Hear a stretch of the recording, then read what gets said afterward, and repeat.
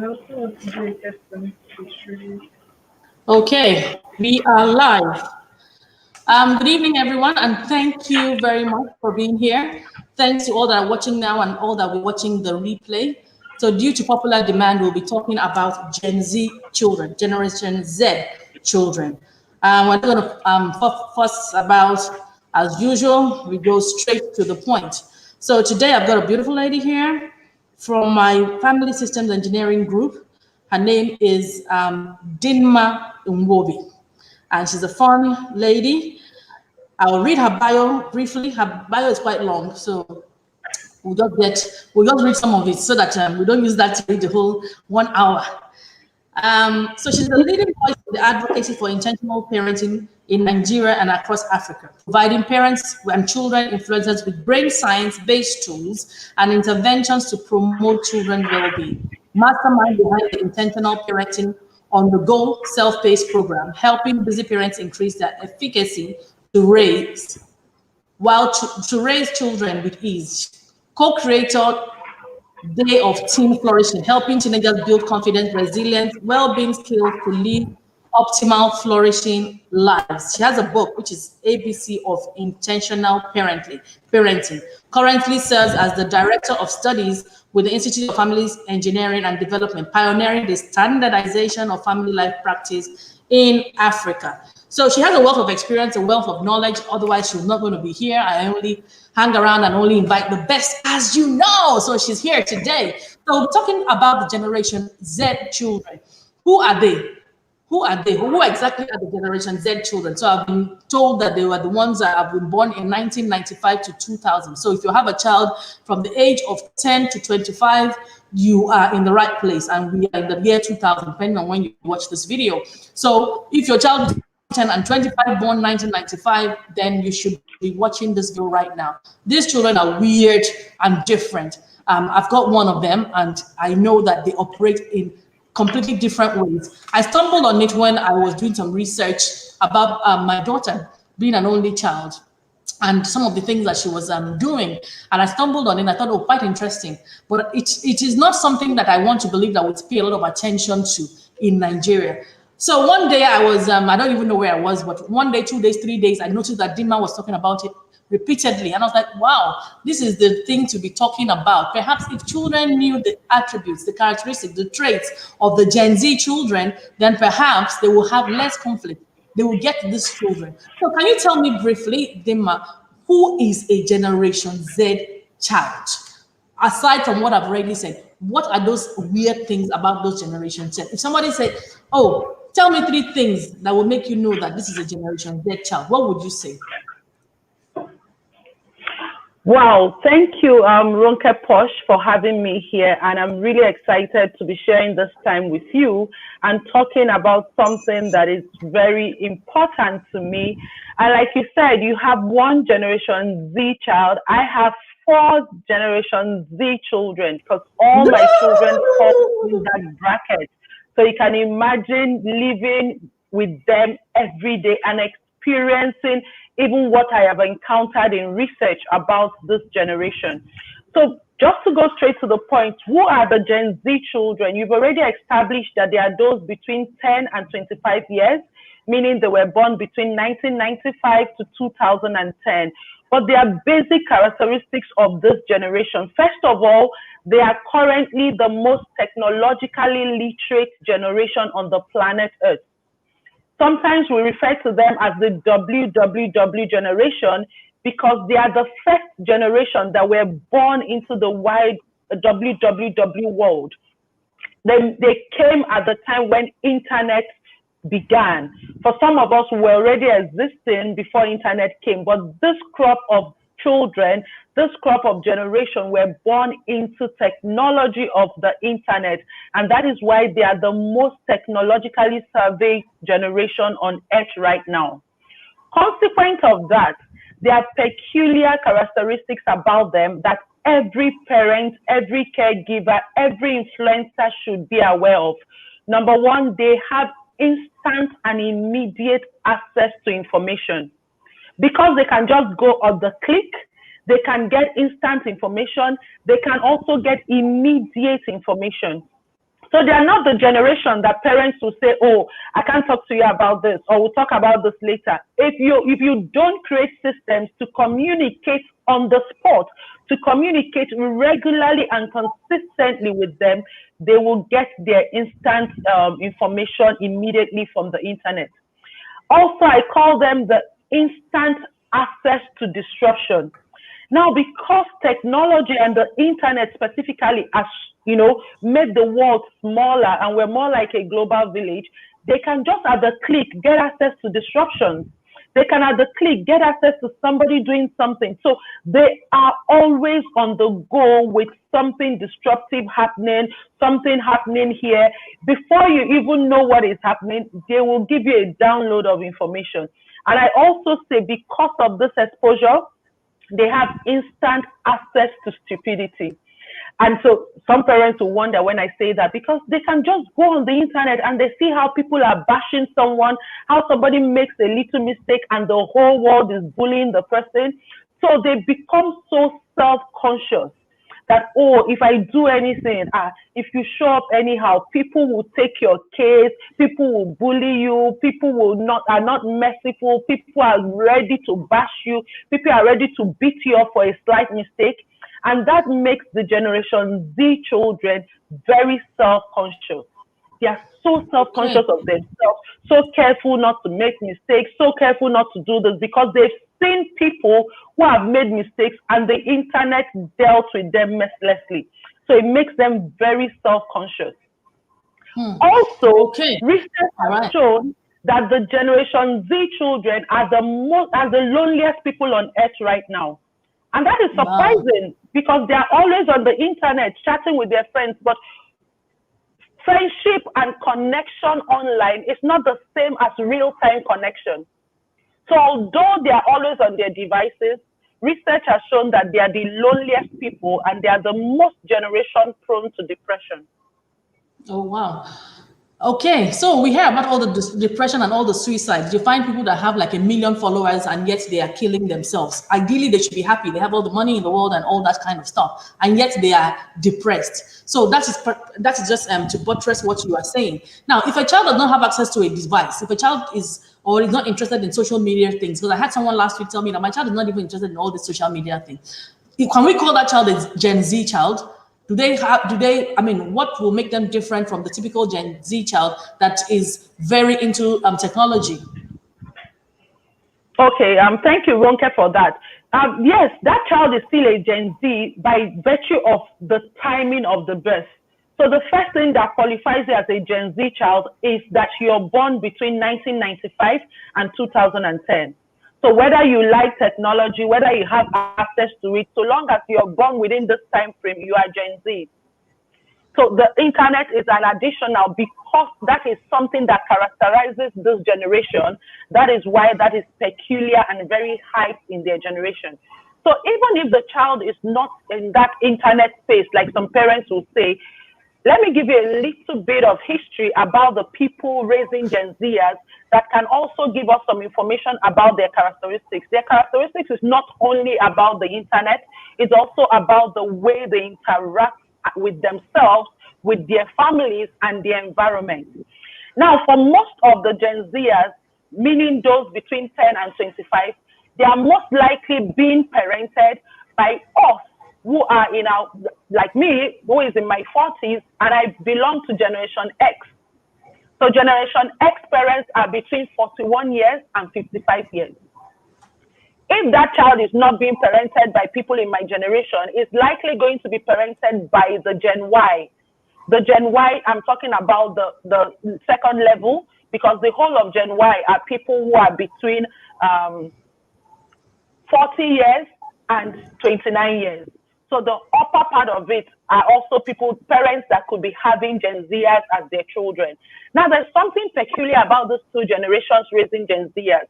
We, as the parents who are Gen X, we're at that time in our lives where we're busy chasing money, busy chasing business, taking care of ourselves, paying our loans, taking care of our own parents as well. So we're a busy generation.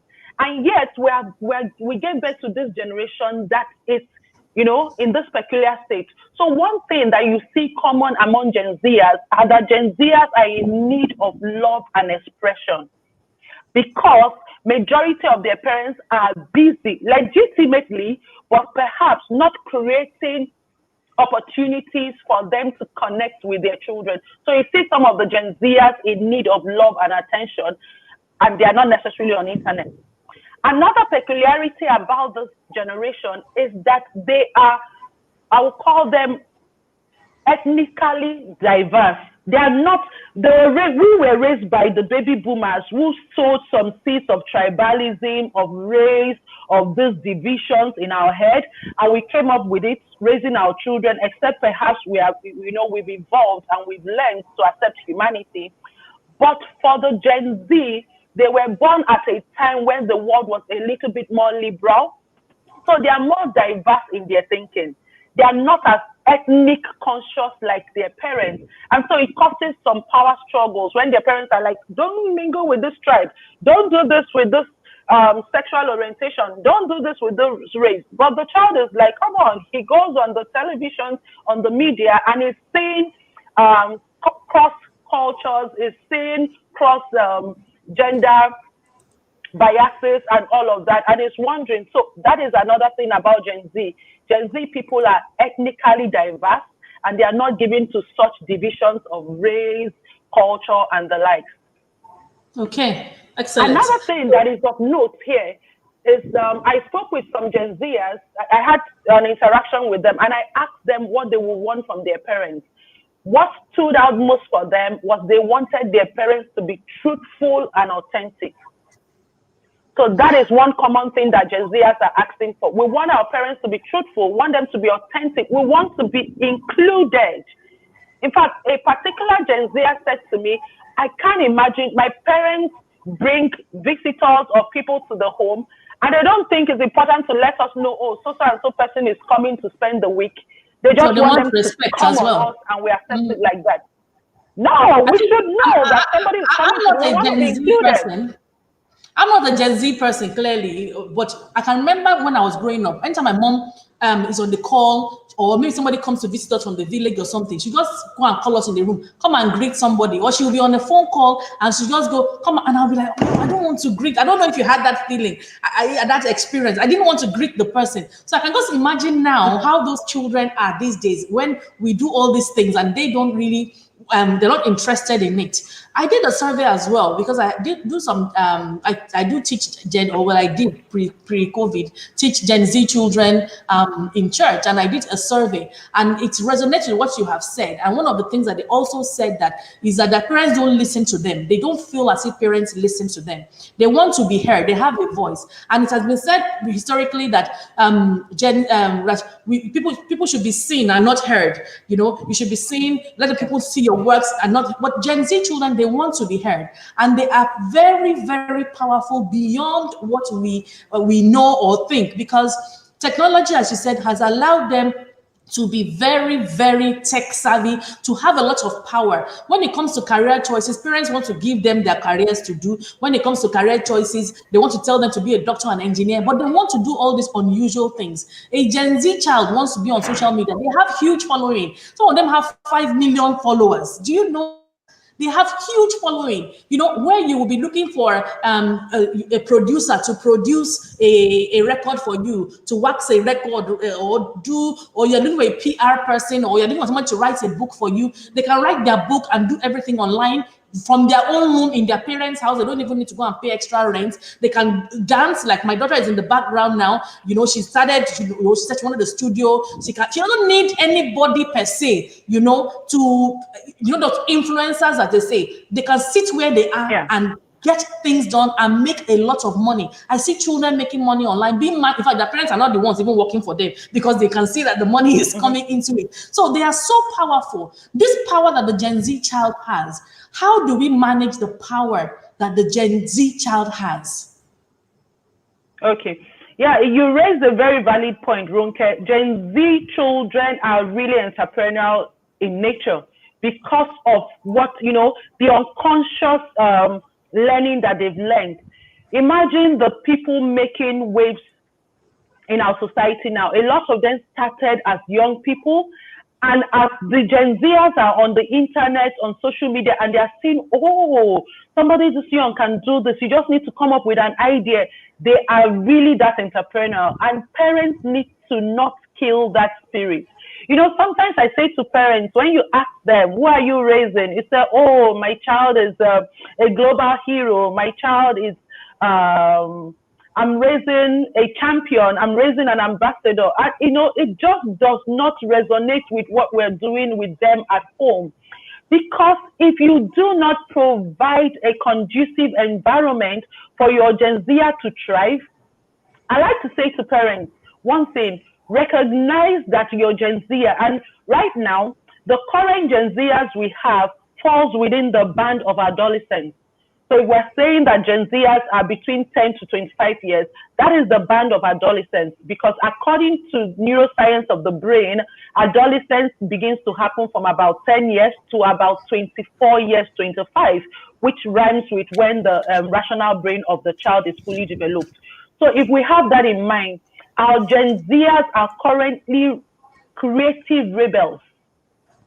And it's through their creative rebellion that they can bet things like you're saying. So how does a parent manage this creative rebellion in the child such that you do not kill the child's spirit and you allow the child to bet what the child carries? Because if you look at it from the point of parenting, to parent a child is actually to bring forth all that the child has. And so if the child through creative rebellion wants to bet something, you as a parent must provide the enabling environment for the child to bet that. So one thing I will always say to parents is that, first of all, you need to observe your child.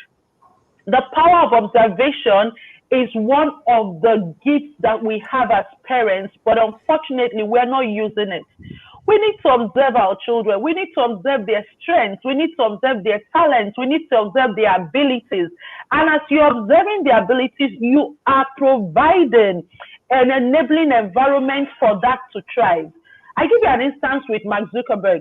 Mark Zuckerberg, we all celebrate him now for the amazing things he's doing and the billions that he's taking to the bank every day. But it was because his father was observant. Story has it, because I've done a research on all of those superstar children to see how we can connect it with raising our children.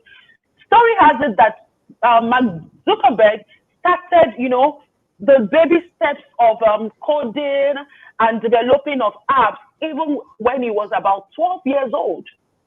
And the father, in noticing this, did something. First of all, he got him a private tutor who began to teach him. So I say to parents, when you notice the gift in your child, when you notice the interest in your child, and you don't have the, you are not able, you don't have the expertise to help to train that gift, get your child another role model. You are not an ultimate everlasting role model. Get your child a role model. If the child is into dancing and you can dance, you get your child a role model. Two of my children who are Gen Zers right now during this COVID started to write a book. And interestingly, the book is a romance humor book. And you can imagine, so I don't even want to bore you with all the steps we took into infusing the family values into the book. Because first of all, the cover they wanted was this young people kissing. And I'm like, no. Does this represent your values? How are you going to write a book and the teenagers there are kissing? And they came with an interesting argument. And parents should listen when your children are coming up with their interests. And they said, I'm writing this book for the international audience. And the audience that the book is for, teenagers are kissing. I say, yes, they might be kissing, but who are you that is writing the book? Exactly. The book has to reflect who you are, irrespective of who the market is, because you need to stand for something. So I didn't say, oh, if you're going to put that cover, you're not writing the book, that cannot happen in this house. No. You had that conversation. And all we had to, conversation. But you know, Amara is asking a very good question here. Amara says, parents do not listen. It seems to be the commonest complaint. And I hear it all the time. Parents do not listen. And you've touched on communication now. So when your child wrote a book, for example, and wants the cover of kissing, you've used time to explain to the child. So I get they're not physically saying that parents are not listening, but they're not resonating with them. Because when you tell a child no, you must give the child the reason why, so that they can buy into the argument and the reason why you are saying something. So Amara is asking, simply define what listening means. So I've defined it in my own terms. 30 seconds, because I have packed full of so many things I want to talk about in this hour. Okay. So tell us what this listening means to the everyday child and parent. And thanks everybody for being here. I'm so excited to see so many people here today. Thank you. All right, let's just take Amara's question, because let's take a break from what I was explaining about how to fuel the interest in our children and guide them in ways in line with their values, okay? But to answer Amara's question, what is listening? Many parents hear, and by hearing, you're hearing the sound waves coming out from your child. That is not listening. Listening is, the aim of listening is to understand the person talking to you. So if you're listening, there are 3 layers to listening. You listen with your child, you listen to your child, and you listen for what your child is saying. So first of all, you're listening to, and by listening to, you have to be involved, you have to be present to listen. I call that whole body listening. So you are listening with your eyes, you're listening with your mouth. So when your child is talking, you're making connecting sounds like, It's not just one that you're listening with WhatsApp and Instagram. Exactly. You're listening with your hands. You're not fidgeting on the table. You're listening with your legs. You're not tapping your legs, because all those body language is suggestive of disconnection. It's suggestive of just ramble. Let me get out of here. It's suggestive of like, I don't really care what you want to say. I'm just waiting for you to finish so that I can tell you what I want to tell you. Okay. So if you're listening with your child. You're there. Your listening connotes to your child that she's heard. You talked about some children saying they don't feel seen. Your child has to feel heard. And in feeling heard is making that connection, like my parent is listening with me, is here with me. I can feel your presence. Then the last one is listening for. Beyond what your child is saying, when your child is communicating to you, your child is communicating his fears, he's communicating his anxieties, he's communicating his growing values, he's communicating his developing personality and identity. And so listening for is not only you hearing the spoken words, it's you listening beyond the spoken words. What is the emotion my child is communicating? What is the values my child is communicating? It's when you can listen in these 3 layers, then you can now respond. And guess what? Sometimes when our Gen Zers are talking to us, the response could be silence. Many parents are in a hurry to say something. That we are not listening because we don't make the connection, because we are just waiting for the child to finish so that you can give the rules. So I say to parents, instead of having, how will I put it?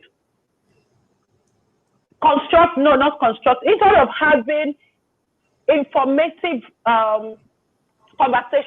commanding conversations with our children, let's move it to reflective conversations, where you listen to understand the child, and then you ask the child, especially your Gen Zer, depending on how much you know your child, what kind of support the child wants. Sometimes what our children need is no support. They just wanted somebody to listen to them. And in you listening to them, they are also processing and refining their thoughts. Sometimes they need your help, and then you give the help. But the catch here for your child to know that you listen is, even after making your suggestions, your contributions to the child, especially for your Gen Z, you want to ask the child, so how does this resonate with you? How would you like to apply this? How would you like to take my recommendations? You don't just say, this is what I'm saying. So we need to we need to critically ask ourselves as parents, do you want to raise a child who can figure out what to do? Or do you want to raise a child who will do what you want him to do? If you are able to answer that question, then you will know how you will improve on your listening and how you make contributions. Because ultimately, we want to raise children who can figure out what to do. Because if it's for them to always do what you want, when they live under your care, how will they grow their decision making? How will they grow their rational brain? How will they grow their ability to solve problems? So we need to be raising children who can figure out what to do rather than children who should do what we want them to do. And it starts first from listening to the child so that you can understand the child and give your suggestions. But ultimately, always put the power back in the child's hand by asking the child how he wants to apply what you have shared with him. Oh, wow. Very, very, very, very. In fact, this is just so, it's just been power packed, and I'm so excited. Thank you for sharing that. Fina says, oh, wow, you are speaking my language. Tina, Fina, you are the same tribe now. We have to be speaking the same language. What do you expect anyway? Exactly. So, thanks for being here. And you were talking about communication. I can't stress communication.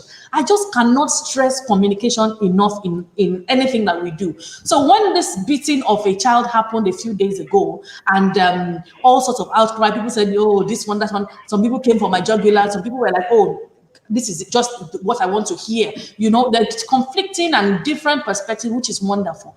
I want to understand your own. Because you talk about communication and we know how powerful communication is. Now, when it comes to a Gen Z, I see and I hear and like some parents smack Gen Z children. They beat them. I won't want to use smack because we're in an African or predominantly African at the moment. Gen Z children. They smack Gen Z children. Some of them as old as 16, 17 years old. They will beat them and say, oh, they're doing something wrong. Do you believe that that is an effective strategy? When it comes to discipline, there's humiliation, there's shouting at them, embarrassing them in front of other people, beating them, all those sort of things. When it comes to discipline, what are your thoughts? What would you share? Because it's so important. Because the Gen Z does not mean that we must not discipline them. They still need discipline. And you, like a mom of four Gen Zers, I don't even know how you keep your hair on, but you have 4 Gen Z kids. How do you discipline and what do you recommend when it comes to this beating? Because I'm not for it at all. All right, thank you, Ronke, for that. And you know, many times we need to always have at the back of our minds that we approach concepts in life, such as discipline, the way that discipline was introduced to us and the things we know about discipline. So fundamentally, if you were raised in a culture and a home where beating was the discipline measure, most likely you're going to discipline your children that way. But what I want to start is, first of all, in understanding discipline, let's take it from the roots. What does to discipline mean? Discipline shares the same root word as the word disciple. And so the etymology of the word is discere, the Latin word, I don't know if I pronounce it right, but what it translates to is to learn. So that suggests that to discipline your child is a measure you use in teaching your child something so that your child can grow and learn a thing. And so if we have that at the back of our minds, number one, then number two, we begin to look at what are the ways that I can teach my child something so that my child can learn something. That brings us to what you asked. So beating, spanking, shaming, and all of that. How effective are these in teaching the child if we're saying that it's about learning? So there's negative discipline, there's positive discipline. All of those methods that you mentioned are what I call the negative form of discipline. And fundamentally, one thing that parents should have at the back of their minds is not only about what you want to correct in your child. I call it the concept of the other lesson. In any discipline measure that you're using with your child, you need to ask yourself, what else is my child learning? And so your child does something and you beat the child. Let's even start from it. The UNICEF considers any form of discipline plan that inflicts bodily harm or psychological harm on a child as child abuse. So that one is a fundamental fact already. that if you're using any measure to discipline your child that causes bodily harm and psychological harm, it is equated to child abuse. That's one. Secondly, how effective have these negative disciplinary measures been for you? Aside from damaging your child, statistics abound of people who are suffering different levels of trauma because of the kind of discipline that they got from their homes. So you're trying to correct something, but you are causing more problems. So what else is your child learning aside from that? So in bringing it down, the third thing I need parents to understand is that you are not raising an animal. You're raising a human being. And in raising a human being, you have to use measures that preserve the dignity of the human being that you're raising, and yet helps you to modify the behavior, helps you to teach your child something. So this may be unpopular because people have been raised as animals, and we are being taught that beating is what corrects. And if you want to take it religious, people will begin to quote, oh, spare the rod and spoil the child, blah, blah, blah. And I ask them, do you even know what the rod signifies? The rod signifies your staff of authority. The rod signifies your staff of influence. And so if you are not a parent who has modeled good behavior to your child, you do not even have the psychological permission to talk about any rod, because the rod is not a physical stick. The rod is a staff of authority and influence. Okay, so let's not even go to rod in this matter. Ronke, I can't hear you.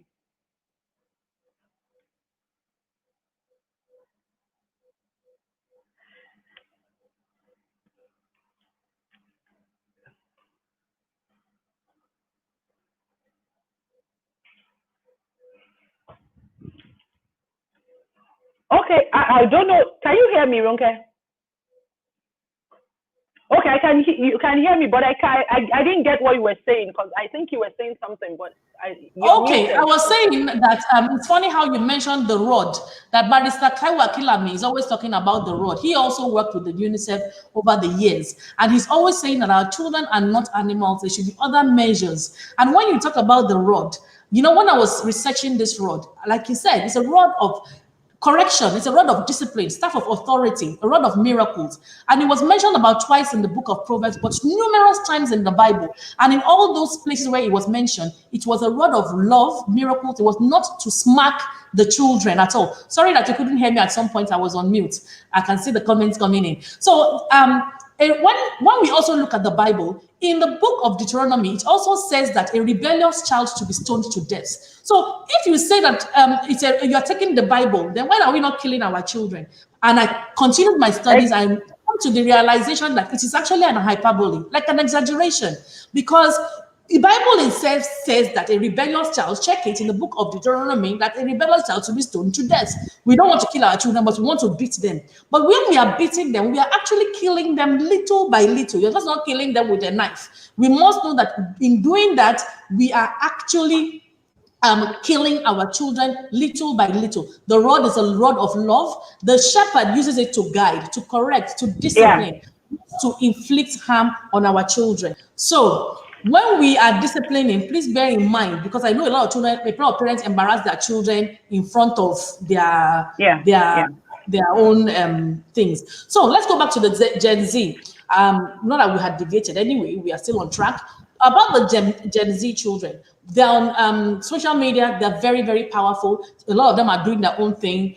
They have their own careers, they have things they want to do. I have a friend of my daughter who sews, and she's only 14, and she makes all these shower caps, silky shower caps and stuff. She makes a lot of nice, beautiful things, and she's 14 and she's monetizing already. And her mom uses it on Instagram. Whatever my daughter wants to do on Instagram, for example, I have the key to I have the access, the login. She doesn't have the login, but I post her dance videos and stuff like that, because I came to the realization that a lot of them want to be on social media. A lot of them are using TikTok, but some parents don't want these children to do that. How do you manage? So we've talked about using different apps, having those conversations with them, knowing the reason why they are actually online.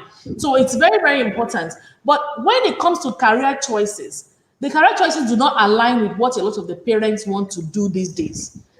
A lot of parents, you know, in their dream, they would like to have a doctor. They would still, as even the generation, as modern as we're supposed to be, we still have people saying, oh, I want the lawyer, I want the architect, I want this and that. Whereas the child wants to be doing some web design or whatever it is, artificial intelligence, machine learning online. And the parents don't understand it. They can't help them with their homework. They feel lost and they feel out of it. So when it comes to guiding the child with the career and not force feeding the career of the child, I know you're not a career counselor, but from working with parents, what recommendation will you give to them? Because these children are doing jobs, they are getting ready for jobs that don't correctly exist. They are picking up skills, they are coding, they are doing robotics, they are into this tech so much so that a lot of parents are, in fact, some parents, even ordinary WhatsApp, they will have problems, they're calling those children, and the children will block them.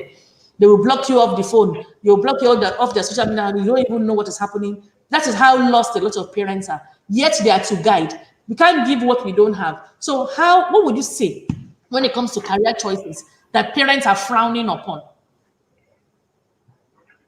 Okay, thank you, Ronke, for that shift that we're going into. First of all, I would like for the parents, there are critical questions that we need to ask ourselves for us to be able to guide those children. So when we're talking of career, what does career mean to a parent? Is career a means of making money? Is career a means of living a meaningful life?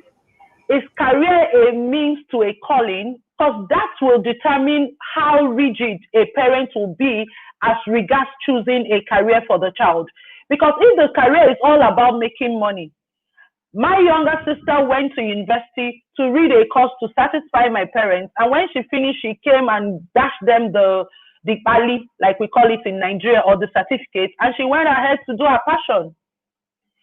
So parents should realize that a career path is not necessarily all about the money, because we have seen in history people who do careers to satisfy parents or society, they are making the money, but they don't feel that sense of satisfaction and like life has a meaning, or they are in touch with what God has brought them on earth to achieve.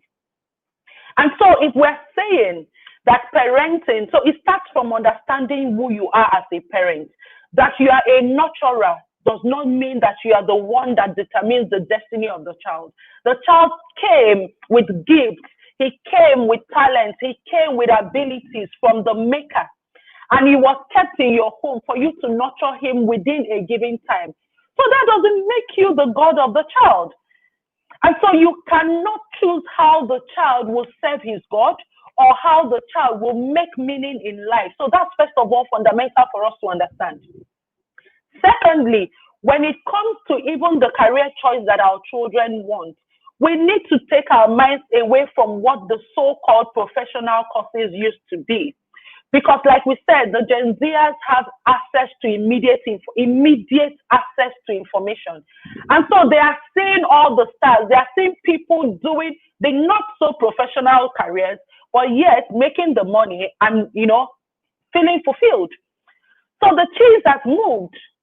The cheese has gone beyond just so-called professional courses to courses where you can exhibit your talent, where you can exhibit your interest. So parents need to get that second understanding. And thirdly, if your child is showing interest in a career path that you don't understand, like I mentioned, Maxi, you need to get him a role model. You need to get help. You need to enroll the child in courses, get involved with people who are also. You have to screen the people. You're not going to expose your child to anybody because, you have to have your internal home child protection code. So those people, you have to screen them, but definitely you will have to expose your child beyond you if you don't have the expertise. But we should leave that mentality of wanting to choose what our children will do, because we still have adults right now who are traumatized, who are not happy, who are just managing lives because they wanted to satisfy their parents. And hear me, maybe in our generation, a lot of us didn't have the guts to dare our parents. And so we went with the flow. Now Gen Z have all the guts they need. Bata, they will leave your home for you. and go and hang out with another friend and do what they are doing. So we can't even say, oh, in We my see it, time, we hear it, I wanted yes. to be I wanted to be a photographer, but my father said this cannot happen in his home. And because I respect my parents, I have to do medicine to satisfy my parents. That one is you and your generation. These people are not ready to satisfy anybody. So do you want to have your child in your life and still influence the child? Or do you want to lose your child just because you want to choose a career? So you make the choice. And as you make your bed, so you will lie on it. And Dima is absolutely spot on. I can remember that when my daughter, she's in year 9 and she's trying to figure out which career that she wants to do. Like, you know, she does all the dancing and all the things on the side. But when it comes to the real academia, what does she want to do? So she said that she wanted to be, after many different things she wanted to be, she now landed on the fact that she wanted to be a software developer. So my brother is a software developer. So the first thing I did was like, I said, okay, software developer, speak to him and find out what they do.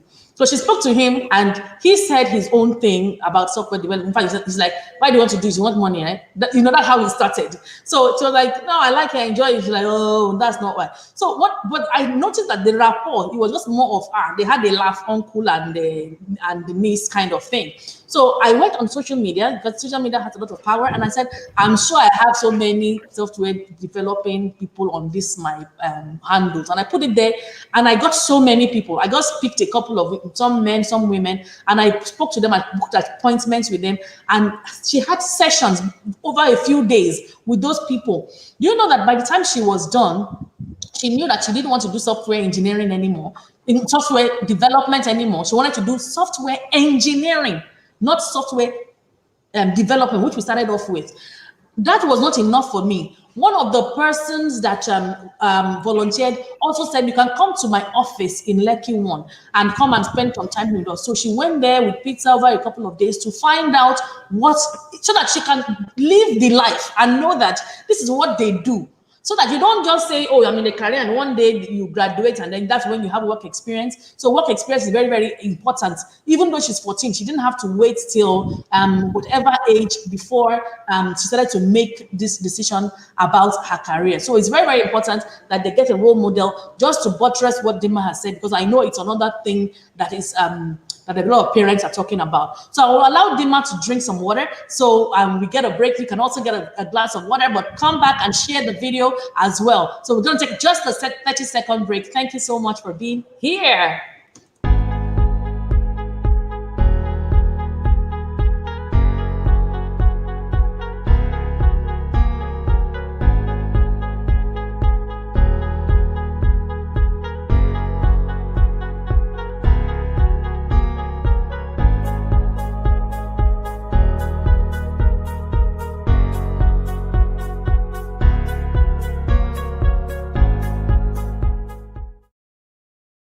All right, nice short break. I hope you got some water down your system.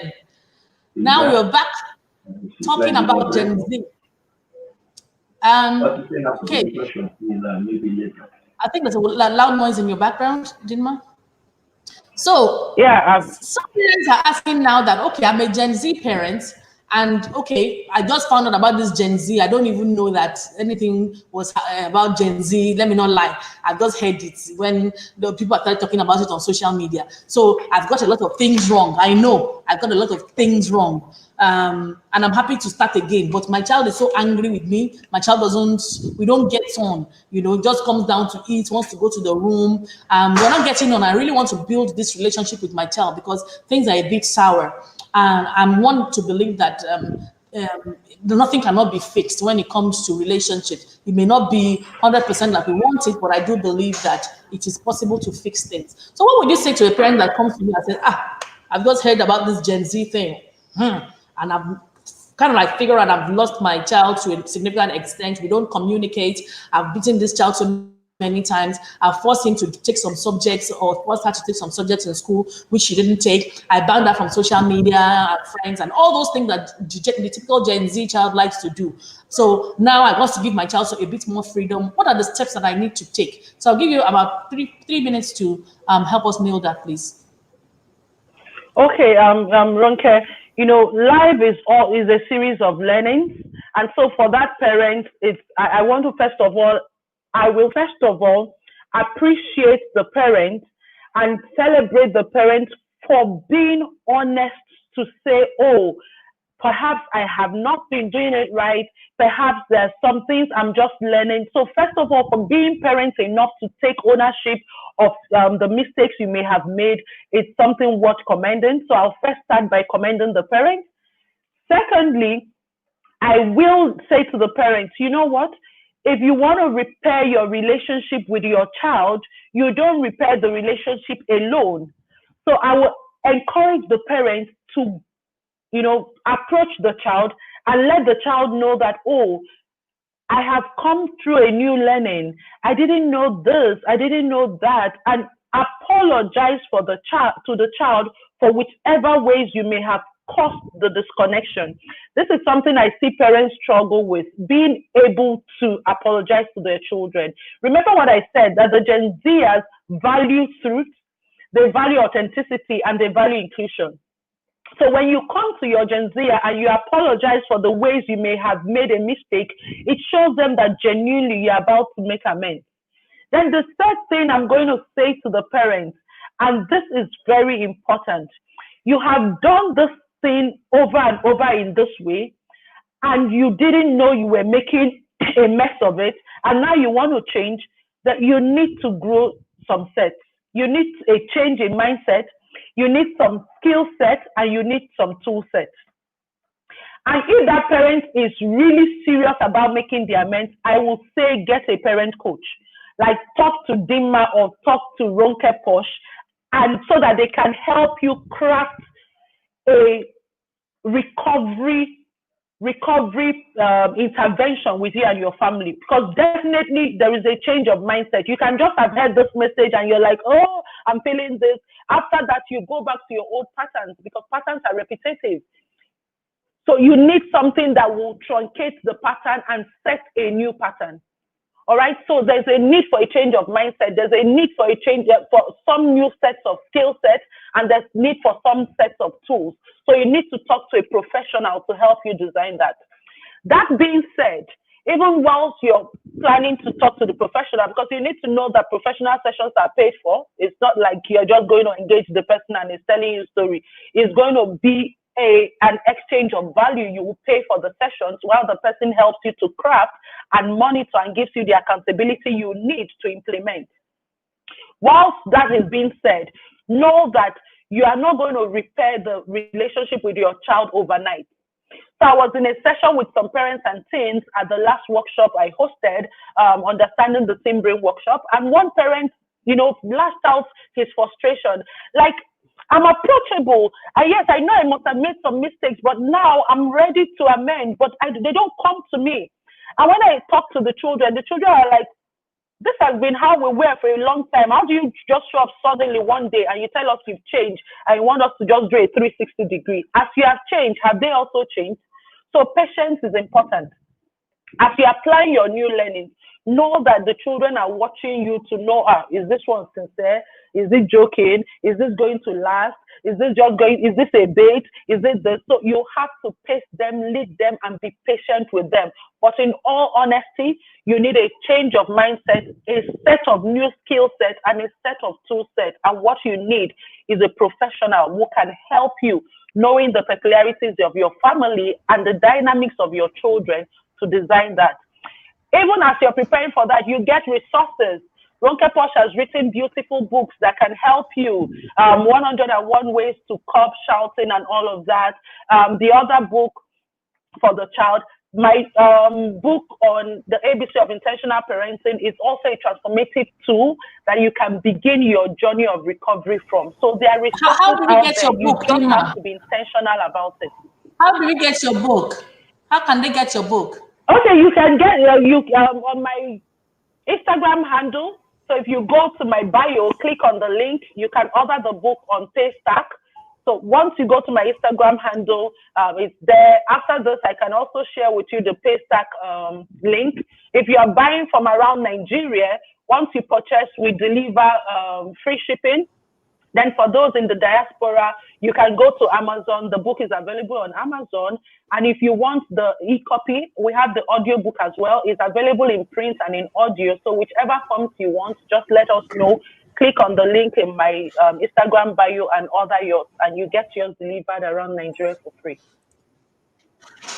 Wonderful. Thank you so much for that. So, Bethel is asking, how do parents strike a balance? You need to expatiate on that so that we can answer the question. Strike a balance between what and what? I'm not really sure. Exactly. I wanted to ask, what balance are you talking about?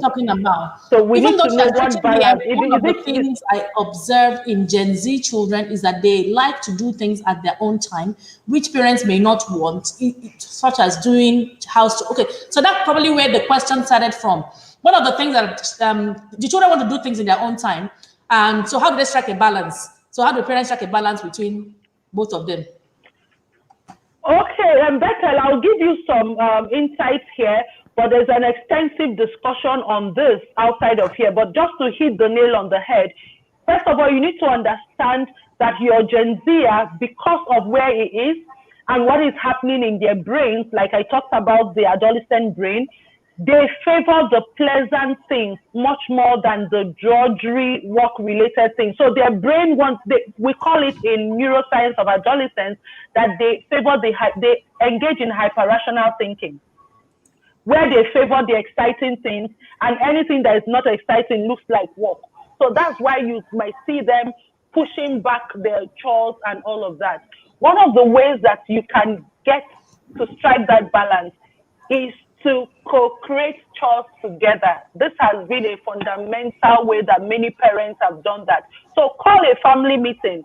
If you have more than one Gen Zer, have a family meeting.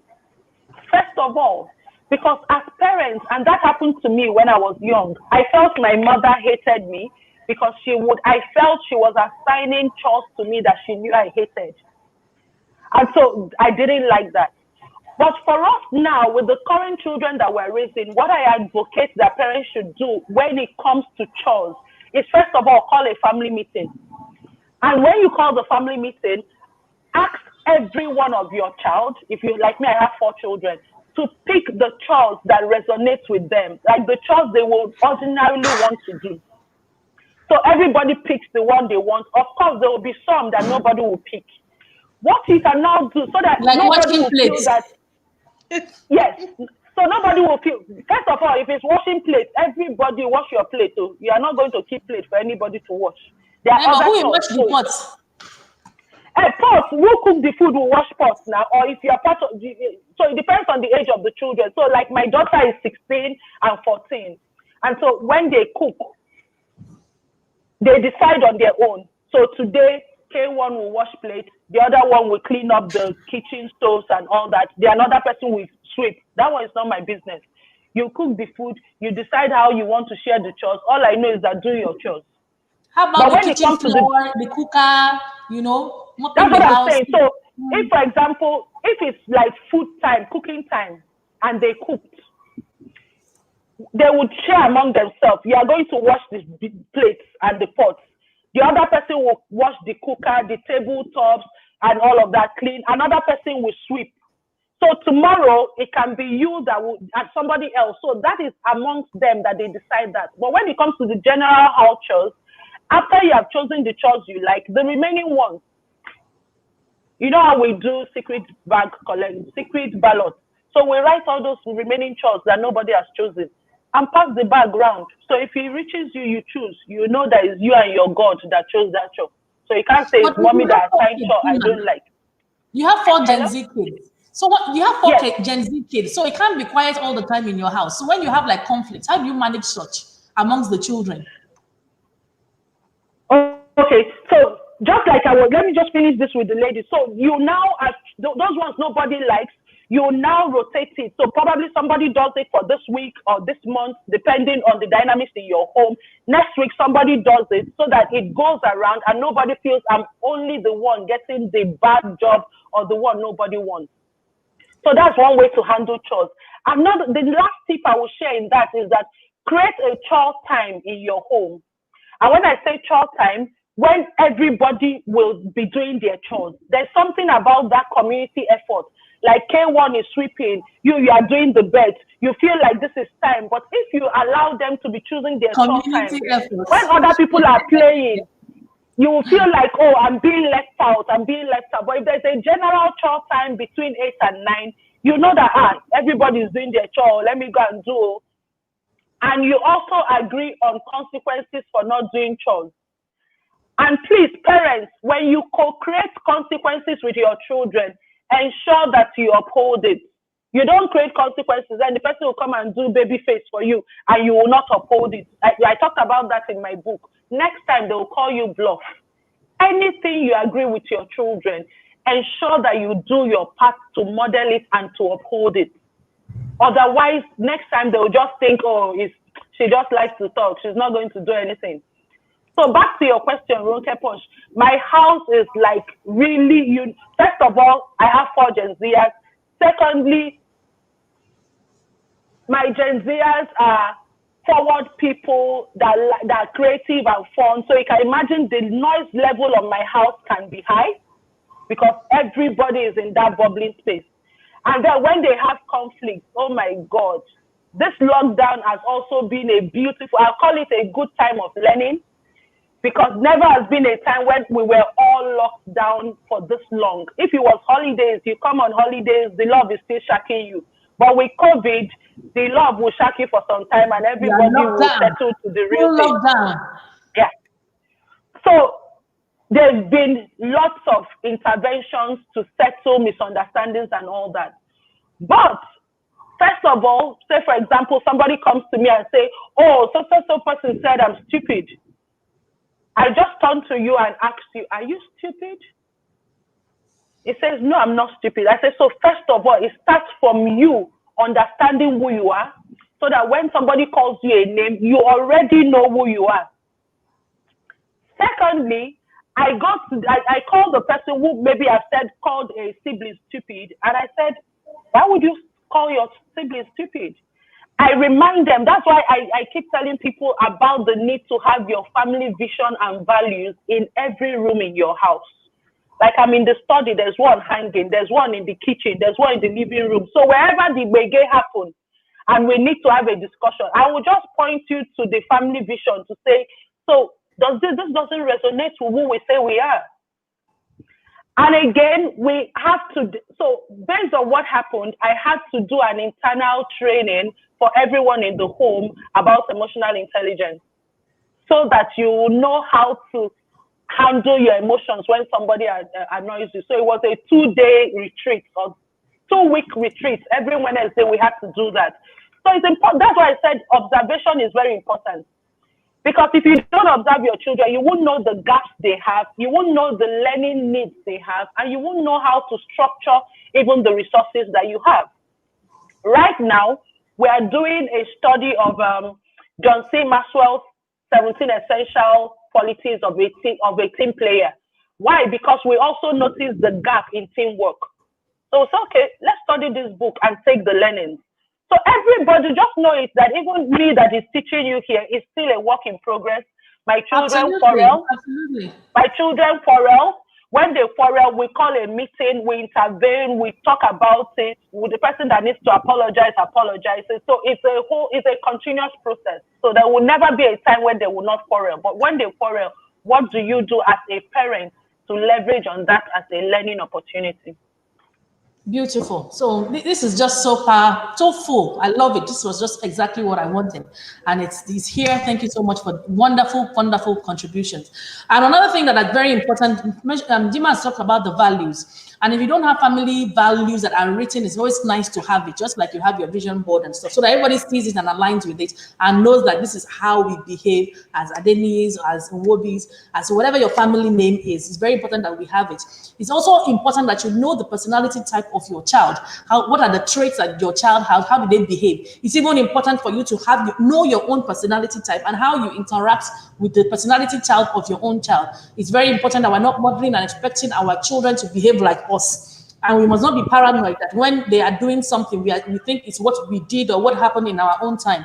They could be as good or as bad as can be. We can never know, but we have to observe, just like Dima has said. Love languages are also very, very important. There are 5 very popular love languages, like the quality time, the gifts, the affirmations, and the likes.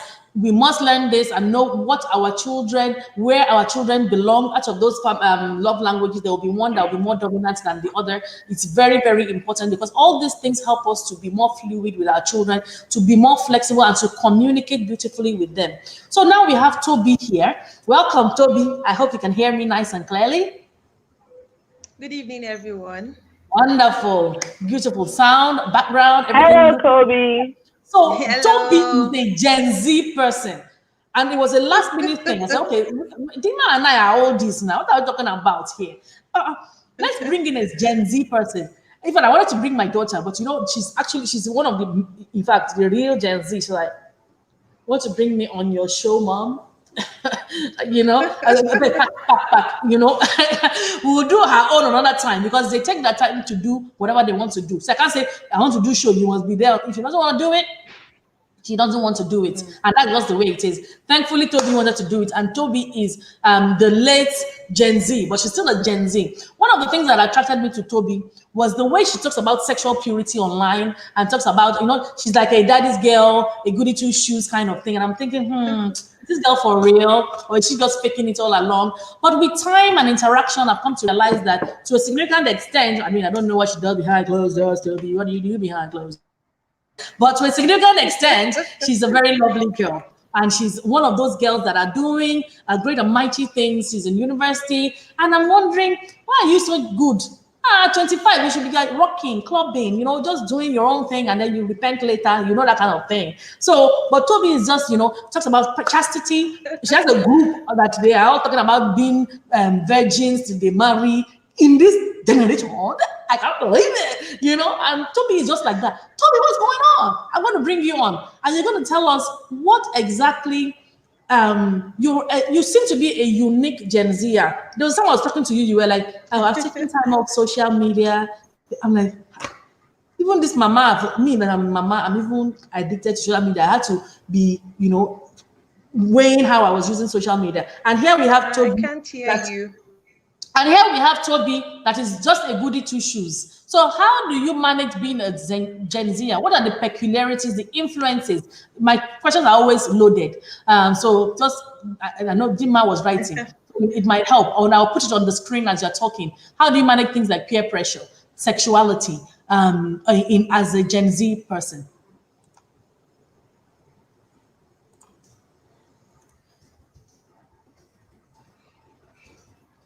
Go on. Okay, so I could barely hear you, but I think I got that. How have I been able to manage being a Gen Z? Am I correct, Ma? Yes, yes. Okay. So basically, it's been challenging, especially having a father that is not so used to this generation, where we have to have conversations, we have to argue, we have to go back and forth, back and forth. I have to understand him. But one thing that's really helped me is personal development. So when I left school for my first degree, I got exposed to some kind of knowledge that usually is for the older people. So I was able to understand human thinking and how to relate with people. So that's one thing that really helped me because up until then, I didn't even know I was a Gen Z. But if I want to do something, I want to do it. You can't tell me why I shouldn't do it, except I have proven results or there are consequences to not doing it. So it was growing up and seen as a one-way person. If she's going this way, she doesn't want to go the other way. And so it was quite challenging. And growing up as the only child, I was labeled wrongly as, okay, she's stingy, she's greedy. Whereas I was just being expressive and I wanted answers to why I needed to do certain things or why I had to go this way because everybody was going that way. So one thing that has really helped me was getting human relation skills and also understanding how to relate with people. Okay, Okay. how So do you manage peer pressure, social media, sex and sexuality? What tips do you have for Gen Z kids knowing that you also run an organization? Wow. Okay, being a Gen Z child, I'll say you should stay assertive and ensure that you cultivate the right values. One thing that really helped me was rolling with people that have gone ahead. So, like Auntie Ronke said, yes, I'm the goody two shoes girl, but at the same time, I can count over 10 older people that I relate with. Yes, we are of different generation, there's a generation gap, but I learn from them. And because of my personality type, peer pressure is a little bit not so much of a problem. I am more choleric. So I usually want to know why I have to do it the other way, and I usually don't want to do what everybody's doing at times. So, and that has helped me in keeping my chastity. So on the sexual purity part, sincerely, it has not been easy. I need to be sincere. It's been really tough having to just keep yourself and not just get yourself used up or being emotionally entangled with somebody else that is not serious. So, one thing that has really helped me in achieving that is not getting into a relationship for the fun of it. Because I know getting into a relationship, a lot of emotions will fly. And also, if I'm going to be committing into the relationship, it has to be something that is heading somewhere. And what I have in mind is marriage. So I've not been in a relationship for a while now, a long while at that, because I don't want to get entangled wrongly. So one thing that's assisted me in staying chaste is by ensuring that I'm getting into the relationship for the right reasons. Secondly, accountability. In as much as being a Gen Z, I want to do what I want to do. I ensure that I stay accountable to those that can call me to order. Yes, for the more younger Gen Z, it might not be so common, especially when the older generation can easily judge us or just really conclude that what we are doing is wrong. But thankfully I have people around me who are non-judgmental, and they allow me, they hear my perspective, and they also embrace what I'm bringing to the table and correct me in love. So accountability is very key when it comes wanting to stay away from peer pressure, social media, sexuality, and other vices. Also, for social media, I don't follow just anybody. So, for instance, on Instagram, I follow quite a number of people, and I only follow those that appeal to me part time. And there are some things that don't just interest me, or I intentionally do not get interested in them. Because the moment you get interested in them, for instance, YouTube, if you like a particular post or you search for a particular thing, it keeps giving you suggestions based on that. So I'm usually being careful as to the things I indulge in or I do on social media. Okay.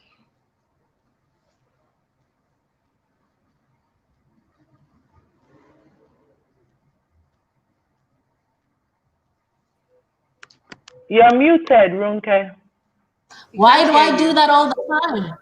Why do I do that all the time? So thank you for sharing that, Toby, because it's very important that we've heard from an actual Gen Z person, and you actually said that it's actually tough. It is tough. So knowing that it is tough, how do we support the children? So Dima, you have Gen Z children, like you said. So you'd have between 10 and 25-year-olds. Some of them, sex is very important to children. Appearing nice, the sexting has been going on. As a result, we did a video about bullying and about pornography and masturbation. If you haven't watched it, then just check in here on the channel and you'll find it. We had some experts speak about that. So when it comes to that, sex, knowing that, people tell children that, oh, you should not have sex because it's a sin, you should not have sex because it's not right, or one thing or the other. But it doesn't stop the fact that they have feelings. Children have feelings. I don't think it stops. It stops as they get older. They explore their bodies and all sorts of things. Some people say masturbation, people say don't masturbate, know your body. Whatever the case may be, things are happening to these children. How do we support them so that they can be chaste, so that they can be what we want them to be, so that they don't be the boy or the girl around the block? How do we support them? Because we know that those challenges are real. Yeah, thank you, Ronke, for that. Like I say to my Gen Zers and to other Gen Zers, sexual purity is the new cool. Like, I work with a lot of adults and teens as well. And even for people who have been in relationships that probably did not lead to marriage, or when you're working with people that have been sexually traumatized and were engaged in illicit sexual relationships, one of the reoccurring regrets when people keep saying, oh, I gave him my all, I gave him my all. What he's saying, I gave him my all, is that I allowed him to have sex with me, even as a girl or as a boy, that got your heart broken. So it starts first of all from knowing the psychological damage that illicit sex can do to you. It's not mistaken that God preserved sex to be in a mutually committed marriage. There's a reason for that. So it's not even showing them the sin card. It's showing them the well-being card. That sexual purity is first of all for your sanity. Sexual purity is first of all for your well-being, not even whether you're going to, because they're tired of hearing that is a sin. That's first of all. Secondly, you need to normalize the feelings that they are feeling. Like Ronke said, if your child, as a Gen Zer who is getting into adolescence, is not beginning to have maybe some feelings for a boy or feeling mushy mushy and all of that, you should even be worried, because it's a natural thing. And so normalize that, and then teach them how to channel the sexual energies.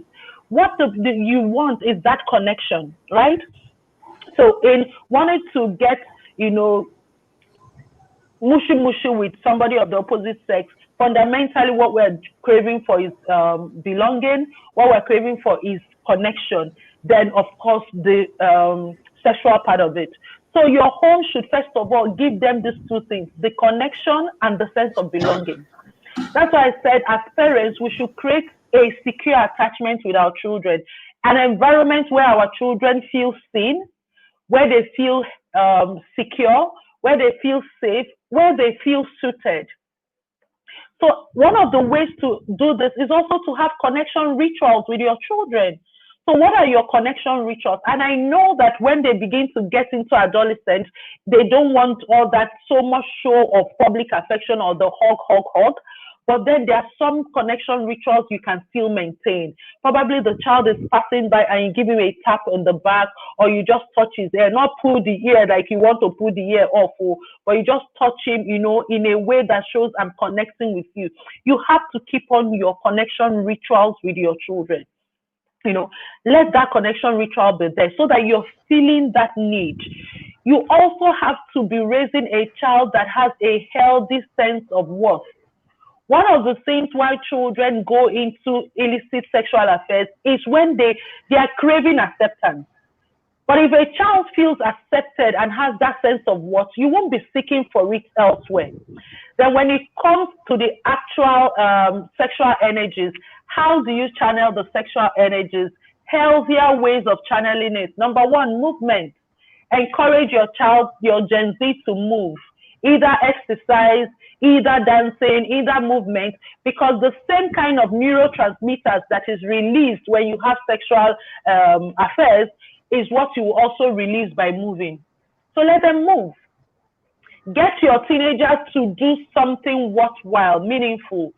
Imaging of the brain has shown that the same region of the brain of our Gen Zers that is activated when they engage in risky behaviors such as sex, drugs, and all of that is the same part of their brain that is engaged when they engage in pro-social behaviors.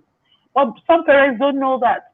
So get your child into community work that he wants to do, not the one you are forcing him to do. Get him into volunteering. Get him involved in something meaningful. Any alternative, healthier source of the dopamine and oxytocin, which are the neurotransmitters released during sexual intercourse, is what you should channel your child to. And ultimately, have the family sexuality talk. What does sex represent for us? What does sexuality mean? Where do we want to exercise? Where do we want to have sex? What are the boundaries for sex? I was sharing on my Instagram handle where I was having a conversation, and my youngest Gen Z is my son, who is going to be 10 next month. And we're talking dating. He brought up the idea of dating. That when can we begin to date? And I'm like, okay, maybe when you're 21. And he said 21. How can you be talking of dating at 21? What will make my prom night remarkable? I mean, prom. What if I ask a girl to prom? So you're saying I can't take her, I can't kiss her, and all of that. Those are kind of conversations you will have. So it's not like, say, You are talking of prom. How old are you? And you're already talking of kissing a girl. Hey, God, this boy wants to kill me. No, no, no, no, no. It's knowing that these are real-time conversations that you should have. I walked on Facebook the other day, and there was a story of a lady who went to her daughter's school to ask that the daughter's class be changed because the daughter had a crush on somebody in her class. And the daughter was 10 years old. So I'm saying, even at 10, the conversation for crush should have started. And if you change her seat, you have not stopped the crush. If you kukuma change her school, she will go there and crush on somebody else. So the important thing is to have age-appropriate sexuality education with your Gen Z to set boundaries, to define friendship, to know what a relationship is, what kind of relationship should you be open to now, what are the boundaries, when should you start dating, what is allowed in your dating, you know, all of that around your personal and family values, and keep an open mind. When your teen comes to share what is happening, don't start with that Nigerian mother look, like he's telling you something that the world is coming to an end. Have a real-time conversation with your child.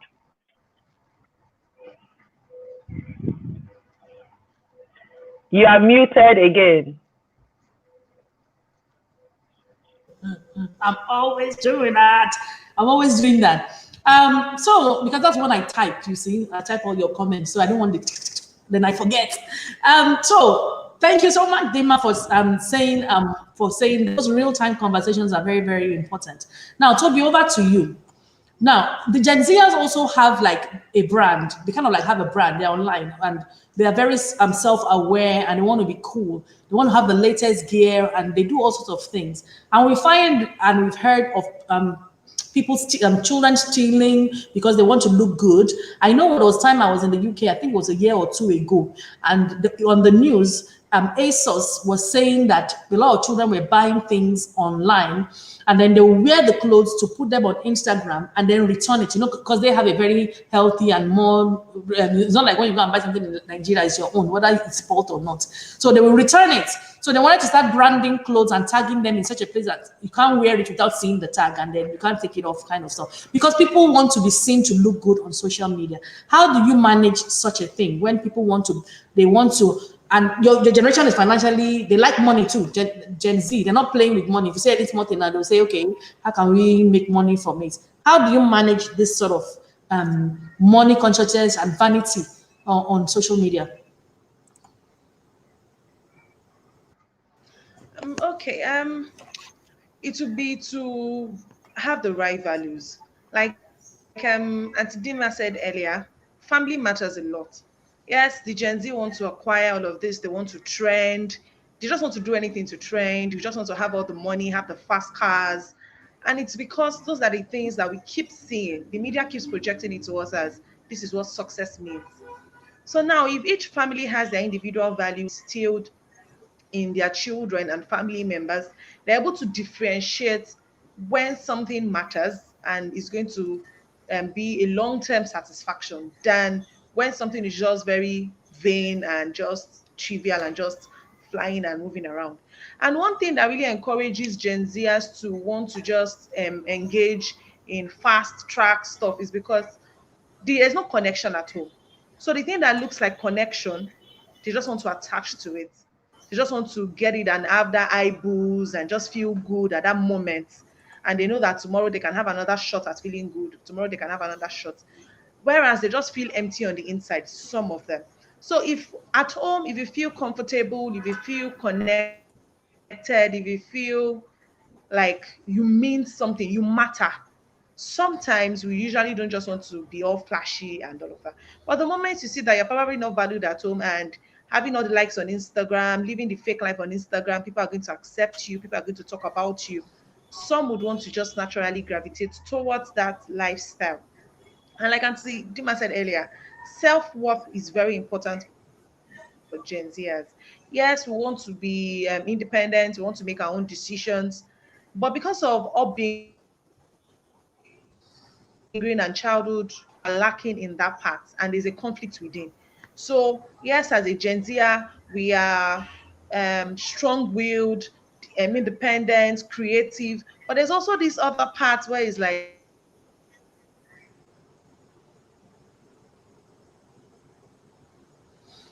Okay, I think we have a challenge with the network. I think we have a challenge with the network. So when she fixes it, we'll return to self-doubt, lack of okay, self-worth. self-doubt. If families can get, yes, self-doubt, where they're wondering, I'm not good enough, my mates are doing this, I can't do this. And it's starting from the home front, where there's no affirmation, they're not celebrated at home. So the moment somebody on Instagram, if you have 10 likes on Instagram, you're feeling like, okay, my parents have always said I'm not good enough, even by their actions. Now on Instagram again, I have only 10 likes. That likes is so weird. I don't know why people really. I can't explain it, but the network is getting poor. Let's give it a break. Dimma, you can hear me? People want to do as much as they can to get followers.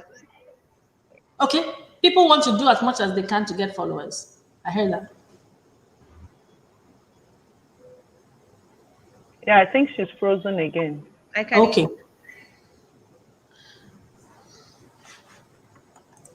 Okay, one moment, Toby. Let me go to Dimma while the network fixes itself. So as we conclude, Okay. Dimma, one thing that I know that parents also say is that they find it hard to teach their children their religion. So when they're talking about Melchizedek, the child is thinking, what's this one talking about? You know, and they find it, even prayer time, they will pray, they can pray, but the parents don't really feel as if they are imbibing the religion. They feel as if when the child goes out of the house, then that's it. They have this struggle of, get them to read the Bible, love God, And yes, only God knows who is worshiping him, and only God knows his own. But as a parent, when you see that your child is not really taking all those rituals, quote and unquote, very seriously, they are just thinking, what is all this religion? A lot of them are not really connecting yet with religion, and they have questions, very valid questions. They'll be saying, Adam and Eve, when they left, where did they go to, and things like that. They ask questions. What do we say to parents that have this sort of concerns? Okay, what I will say to parents that have the concern is that, first of all, I think I mentioned that earlier, but I'll just reiterate this because of your question. Understanding your Gen Z and particularly the orientation of your Gen Z's brain is very important. So I'll just say this. Our Gen Zers they like and are attracted to exciting things because of their highly developed emotional brain and their still developing rational brain. And that is what people who do adverts like for tobacco are leveraging on. Have you ever seen a tobacco advert that is very boring and dull and doesn't show the flashy? Gen Zers like, cool things.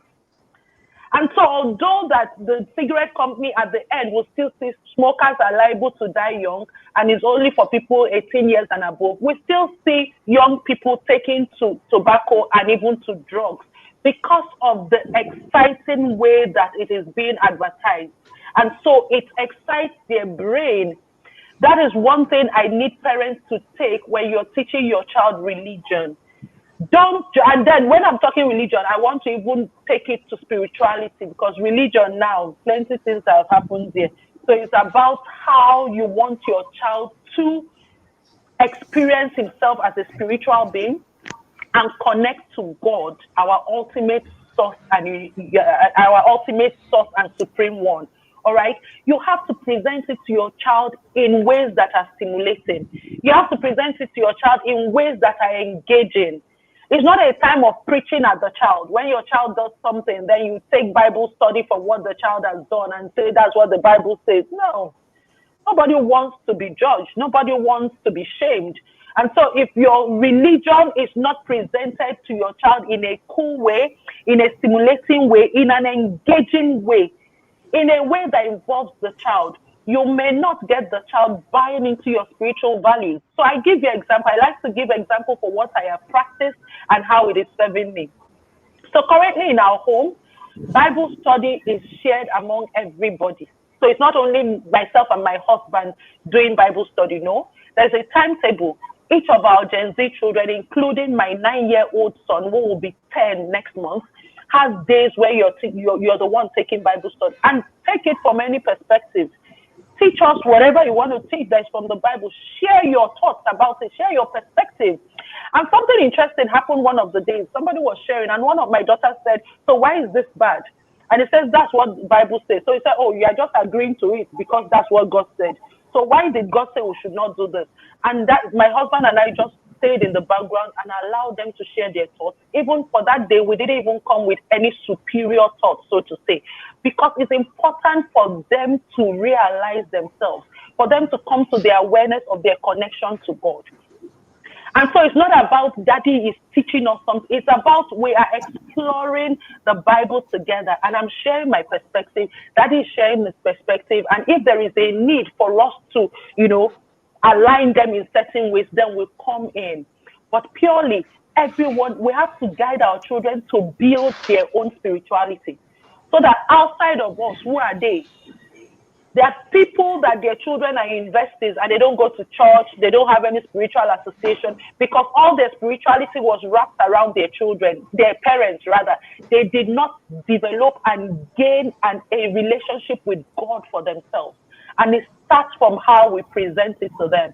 So get them included, be truthful with them, and present your spirituality and religion in ways that are cool, in ways that are stimulating, in ways where it is okay for them to question you and even question God. God is not threatened by them questioning. It's us when they ask a question about God, you're like, hey, don't say that about God. No, God's self-esteem is intact. His self-esteem is intact. So he's not bothered that his child is questioning him because it's in questioning that we understand him better. So we need to be comfortable, even with the things we hold so dear, our children challenging it. We want to ask, okay, what are your thoughts about this? And allow them to express it. Because if they don't express it to us, and we give them the guidance, they're going to express it to someone else who will tell them, forget about that. Your parents are just deceiving you, which hell? But if they express it to you at home, you have the opportunity to make it a learning opportunity for them. So make religion cool for them, make it stimulating. And I learned something from one senior friend of mine. And she was sharing with me about their son who was wearing dreads. And these are pastors. And for him as a father, the son wearing dreads, his own father, who is the grandfather of this young boy wearing dreads, had concerns with the child wearing dreads. But I've never forgotten this phrase that they used for me. And Toby, you will know the people I'm talking about, the Lawrence. And so they said, what guided their perception was they said, hair today, gone tomorrow. So it's a play of words, like here today, gone tomorrow. But they were referring to the hair that their son was keeping.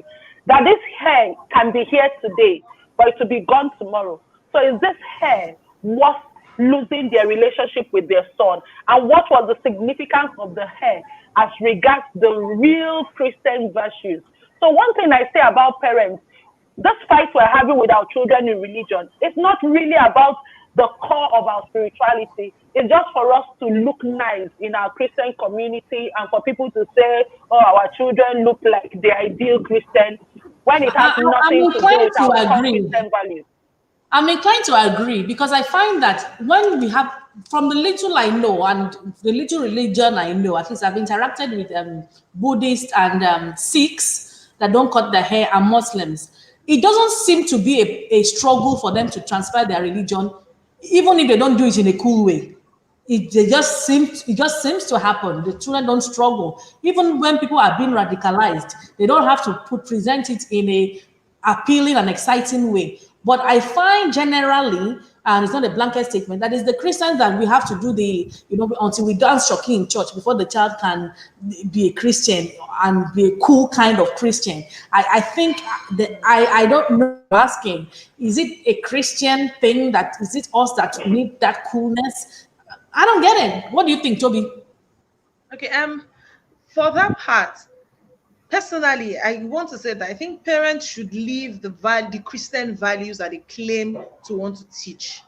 Because one thing that we struggle as, especially as Christian, is our parents are probably saying something, then they're acting something else somewhere else. So you're wondering, so which one do we go with? And I've noticed that I've interacted with a few people from other religions, and those that they look up to or that they see around them, they act the same things that they are being taught.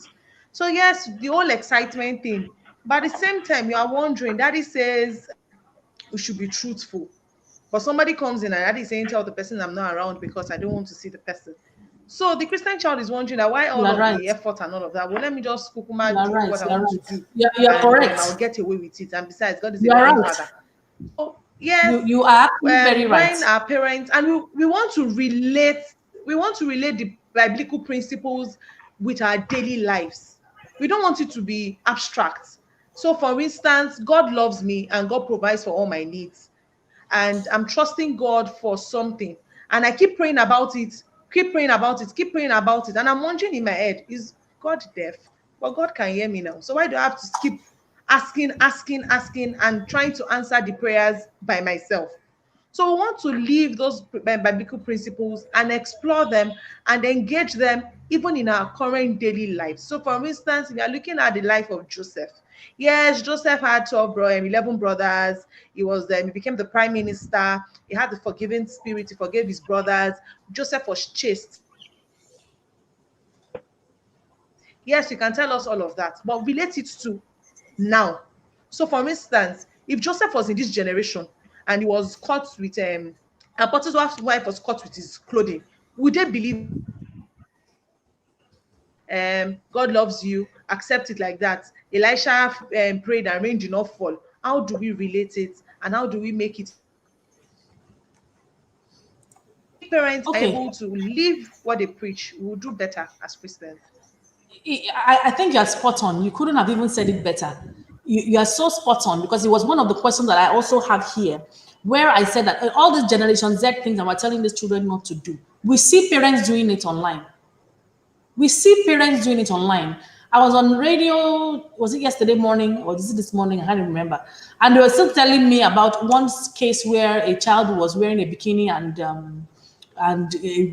was put online by the mom, a 5-year-old or something like that. I don't know if you saw that case. And we see that parents are also struggling with self-esteem issue. They're also struggling with peer pressure. They also want to belong and all those sort of things. And yet they're supposed to raise a whole child.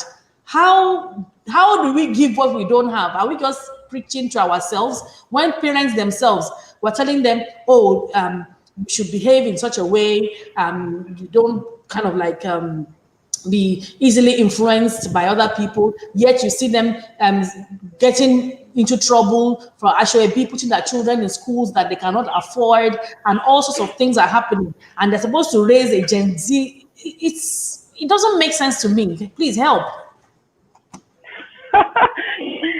Thank you, RonkePosh, for that direction. So, Ronke, it's important, like when I tell parents that parenting is not so much about your child as it is about you. Some people struggle with understanding it. That in parenting a child, you're first of all parenting yourself. It enables you to grow yourself.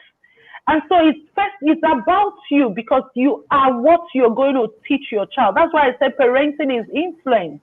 And Toby was really spot on saying we have to model what we want our children to become. And that's why the topic of parenting is a very important one for any society, for any civilization. Because as parents, we're going to churn out another set of parents. Here you're talking about parents experiencing negative peer pressure, parents wanting to fit in, parents coming online and still struggling with the things we're telling them to teach their children not to do. So let's even get some basics well. As human beings, we feel the need to want to belong. So it's not from a bad place that we want to belong. What we need to do as parents and now teach our children that unfortunately maybe our parents should have taught us, that maybe they didn't teach us well, and that's why we're still struggling with it, and we might pass it on to our own children if we don't correct it now, is able to make value-based choices. Every one of us till tomorrow is susceptible to peer pressure. And there's a positive peer pressure, there's a negative. So the one we're talking about is negative peer pressure. So all of us are prone to it. The idea, right, is then, are you able to take value-based decisions that are authentic to you? That is a skill, that is an ability that is learned, that parents should exercise so that you can teach your children, because peer pressure will never stop so long as human beings exist. And so it starts from parents seeing parenting as first an opportunity to grow myself. And one thing I repeated earlier that the Gen Zers cherish in our parents is authenticity. Ability to accept who you are and not be daydreaming of who you want to be. What is your reality now? And as your children are growing, you need to express some level of vulnerability with them so that they know your struggles. And I'm not saying go and make your child your confessor. There are certain things you should share with your child so your child also normalizes the struggles that he's struggling with. So it starts from there. So parenting, you need to grow the skills for yourself, because if you don't grow the skills for yourself, you can't teach your child what you don't know. And nobody is expecting a parent to be Mr. Know-all. Nobody is expecting you to have everything figured out. We are all still figuring out things. But don't wear that Superman, Superwoman look and appear to your children like you have it all figured out and they are the ones that don't have anything figured out, because they will see through it. Your children are also seeing the mistakes you are making online. They are also seeing how you're interacting with your co-parents. They are seeing how you're living your life. So to appear to them and to pretend like you're a Superman, that is what gets them confused. And like Toby said, they are now wondering, you are telling me to be this, but you are not that. It's ability for me, like when my daughter confronted me at 8 years old, to say to me, you've made this promise to us over and over and you've not kept it. As a mom, you should know that when you make a promise, you should keep it. It's not for me to say, come on, shut up there. Do you know why I didn't keep the promise? It's for me to own up and say, yes, I made a promise. I didn't keep it. And truly, promises should be kept. And so I apologize for not keeping the promise and accept to her that there's a shortcoming here, but I own it. I accept my shortcoming. And that's what parents should do, because I see we struggle with being vulnerable with our children, perhaps because we have been socialized to make it look like we have it all figured out. But once you are appropriately vulnerable with your Gen Zer, they also know that you are a work in progress. And parenting, when it comes to Gen Zers, is an interdependent relationship. They are teaching you something, you are teaching them something. So once your child has crossed from child to a Gen Zer, it comes from dependence, where the child is dependent on you, to interdependence. Because as you are coaching the child, you are coaching yourself. And that is a fundamental thing parents should realize. As you are coaching yourself, you are coaching the child. So very, very important. So let me, before I ask my last question, the Gen Z, we cannot finish it in one day. Let's just know that we can't finish it. It's very thick and packed. And that's why I put all my questions, and I didn't want to waste any time. I was just shooting and seeing all I can get in. We've already gone over the time, and I'd always love to keep to time. But I have one more question. And before that question, I just noticed that Tosin Praise for I just subscribed to this, my YouTube channel, and I'm like, thumbs down. How can you just be subscribing to this channel and you've known about this channel? So if you are watching and you haven't subscribed, please hit the subscribe button. It is free. It costs you nothing. Tell someone about this channel. We're going to be having loads and loads of stuff. So please do it right now. Subscribe. It's right there in front of you. Please subscribe to the channel. Now, the very last question, which is for both of you. In this generation, for these children, Gen Z children, when it comes to sex and sexuality, there's homosexuality around, the transsexuality and bestiality and all sorts of alities around when it comes to sex and sexuality. Yes, the family values are there, but when they are in university, for some funny reason, some of them, even in secondary school these days, we hear all this sort of homosexuality happening. In fact, I've heard primary school. I did hear primary school about some girls touching themselves. Even the child was even in the class, and two girls were touching themselves in class. So what do you say? Because honestly, things are just happening. What would you say about children and homosexuality and all sorts of things that Do not conform to the normal man and woman being together sort of thing. Do you understand my question? So who's going to go first? Dima, you go first. Yes. I'll give you like 2 minutes. As I said, Okay. we can't finish. And I told me we'll do 2 minutes and then we'll round up. If anybody has questions or comments, we'll shoot. So you go, Dima. Please, can you All type right. it out? I didn't Thank get you, Ronke, for that question. And I'm going to try in 2 minutes to give some perspective to it, because like you rightly said, we will not be able to exhaust all we need to talk about the Gen Zers in this one show. There might be need for more depending on what you want to focus on. And in that direction also, what you asked about their sex and sexuality may not be exhausted in the 2 minutes that I have.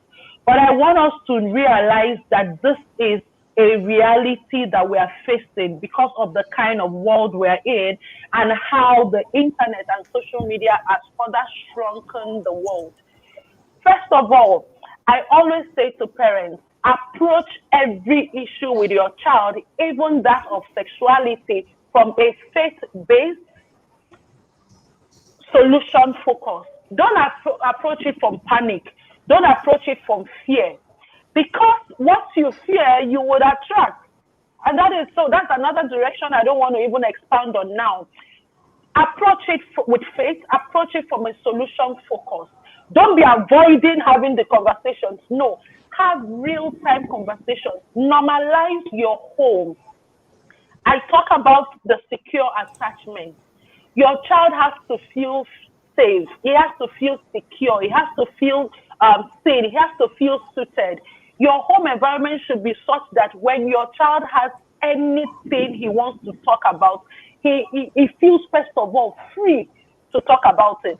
So if he's having thoughts about sexuality and all of that, let him be able to talk about it, because if he doesn't talk about it, you won't even know. That's one. And the more that we are opening up our borders, our homes to people, our children, exposing them to society and all that, just be sure that they are going to begin to have such conversations. If you go to the movies, like sometimes I'm on some movie apps, I don't want to mention particular names, and I'm struggling finding movies to watch. Because when you get to the movie, there's one LGBT content there. There's something, even in teen movies, they have LGBT content all over the place. And so you can't begin right now to be playing about parental control, you know, in the things that your children are exposed to, because their mindset begins to form from this. So don't try to, in as much as we're saying you have to engage them in cool, stimulating ways, you have to preserve your values. Anything that is not in line with your values is a cause for conversation, and you have to really talk about it. Don't say, oh, let me leave them, because the more you're leaving them small. I mentioned how my children are writing a book and the cover had a teen kissing. I couldn't just let that slide, because letting it slide is letting other things creep in. We have to have the conversation. Yes, they didn't like it at first because, oh, we're writing for international audience, blah, blah. I said, no, this is where it starts from. So once you see that your values are being compromised in the simplest of ways, do not let it slide. You need to talk about it and call their consciousness back to enforcing your values, because now small it is starts, like we will say in Nigeria. That's all I can say in the time I have. It's a whole lot of conversation, because it starts from the attitude in your home. Perhaps, like for me, I use myself as an example. I have 3 daughters and 1 son. How I ensure that I integrate my son into the family structure also could affect his sexual orientation. For my girls also, how I ensure to integrate them and not show any sign of favoritism to the single-sex boy could also affect their sexual orientation. But some of the sexual orientation swaps start from the home. When a particular gender feels, oh, our parents are into this particular gender, and they begin to wish, oh, I wish I was like him. It could either be male or female. If I was like him, perhaps mommy will love me more, spend time with me more. So why is mommy spending time with him? It's because he's a boy. I wish I was a boy. These are subtle ways that sexual orientation of your birth gender, your birth sexual orientation begins to sow seeds of discord. So it starts from our home. What environment are you giving your home? Ultimately, make every child of yours know that he is whole, he is complete, he is okay the way he is, how he was created is a masterpiece that you don't need to alter anything. And it's not just in the spoken words, it's about how you treat both genders without any form of favoritism, where everybody feels accepted and seen. Wonderful. Excellent. Thank you so much. You did an amazing job in the time that you have. This is such a thick and important conversation. Thank you so much. I just knew I had the right people here. So I'm so grateful to God that this is happening. And I know people are putting in the comments that they're getting a lot of value from here. Toby, what are your thoughts about homosexuality and different types of sexual orientation at this time as a Gen Z person? Unfortunately, it's our current reality, and it looks like something that is here to stay. I'm going to be taking it from the social work perspective or psychoanalytical theory that talks about the different developmental stages of a child up until puberty. Sometimes we always assume that we should start having the sexuality talk with our children when they attain puberty. But a child's sexual orientation is being formed from cradle to puberty, even before they start exhibiting all the puberty development. So down to the oral stage, the phallic stage, a child can become fixated, and it also influences that particular child's sexual orientation. So like this program is today, parents should become aware and educate themselves on the possible ways in which they can reach out to their children and become accessible to them. And also care for their children even down from cradle to puberty, and not just start sexuality education with their children upon puberty, because by puberty, more than half of their sexual orientation is already formed. It's just for them to start exhibiting it, for those that have not started exhibiting it before then. So I want to admonish parents that they should become more aware and equip themselves with skills and knowledge that would help them reach out to their children better and also understand and relate to them better. So for sexuality education is taken across all ages, and it is accessible, and it is effective in ensuring that children have the right sexual orientation as they grow. Wonderful, wonderful, wonderful conclusion. I was going to talk about independence. Our children, they really want to be independent at this time, and we need to give them room to be able to explore and grow and do things, which we can't really micromanage a Gen Zer. They need room for expression. There's too much to go on, and we've already shot the time, so we just have to go. I thank you so much for being here. Dima, Toby, I'm already posted on Facebook that anybody that didn't come here today has missed. This has been one of the best Gen Z conversations that I've seen online in my own circle of influence. It is thick, it is packed, it's loaded with information. I can see many people are glued to the screen. I can also see comments being dropped on my phone. People are like, hey, seriously? So now you know, and now you know. If you haven't subscribed, please subscribe. If you're not following Dima, please follow Dima at Dima Nwobi. If you're not following Toby, what's your handle again? What's your handle? Tell us your handle and if you have any products for us. I'm on Instagram at Bello. At Bello Toby. And on Facebook, Bello Toby Elizabeth 25. Bello Toby 25. Yes. Okay. Do you have any products? Bello Toby 20. At the moment, no, but I'm available for private and seminars. I take private sessions. I teach sexuality education to teenagers and young adults. And I talk at seminars, schools, and every other event. And I also do one-on-one sexuality education for children. One-on-one sexuality. I'll definitely be inviting you both back because I know you guys are totally loaded. Thank you so much to all our guests, everybody that has spent almost 2 hours of their day being here, those that popped in and out as well. I appreciate you. God bless you for being intentional parents. We need intentional parents to change the narrative of everything that is happening. Parenting is just the core of all the issues. If you can get it right at home, you can get it right every other place. So I thank you. And somebody has asked for the video. The video should be out in about 3 hours because once it needs to go down and YouTube has to do some things and then put it back up. So it will come back up. Don't worry. I will also share the link. If you are not already connected to me by WhatsApp, my number is in the comments, 090-999-99986. So that's 6 number 9s in the middle. Connect with me. You're here, so you know how to connect with me already. God bless you, Toby. God bless you, Dima. Thank you. I will be inviting you again. I hope you don't mind because the world needs to know more about Gen Z children and how to manage them. Thank you, Bessel, BC, everybody for me, everybody, Fina. I can't call all the names. I've seen too many names today. Thank you so much for your support. Thank you so much for being intentional, and God bless everybody. Thank you and good night. RonkePosh. Bye.